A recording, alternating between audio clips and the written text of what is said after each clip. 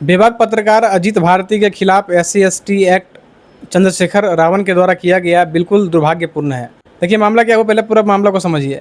Ajit Bharti YouTube पे live session कर रहे थे, उस बीच में कोई कमेंट आकर के लिख देता है कि तुम अपनी बहन का विवाह MP चंद्रशेखर से करवा दो, फिर आरक्षण पे बात करो।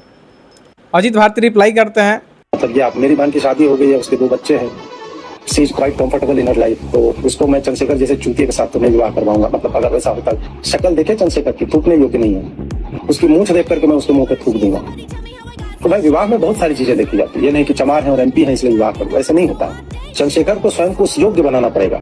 अब सोचिए कि हम उस देश में हैं जहां समानता का अधिकार हमको संविधान देता है, लेकिन आखिर ये समानता कैसा है, हम ये आपसे जानना चाहते हैं। आप हमको बताइए कि ये कैसा समानता है इस भारत में, जहां जनरल कैटेगरी के माँ बहन को आप बरसों से गाली देते आ रहे हैं। कोई IAS स्टेज पे चल करके बोल देता है कि तुम जब तक ब्राह्मण की बेटी मेरे बेटे से संबंध, मतलब क्या इन लोग का माइंडसेट देखिए, रेपिस्ट वाला माइंडसेट इन लोग का है। उसके बावजूद उस पर कोई कार्रवाई नहीं होता है, और केवल इतना कह जाने पे कि तुम्हारे मुंह पे मैं थूकना पसंद नहीं करूँगा, और SC/ST एक्ट लगा दिया जाता है।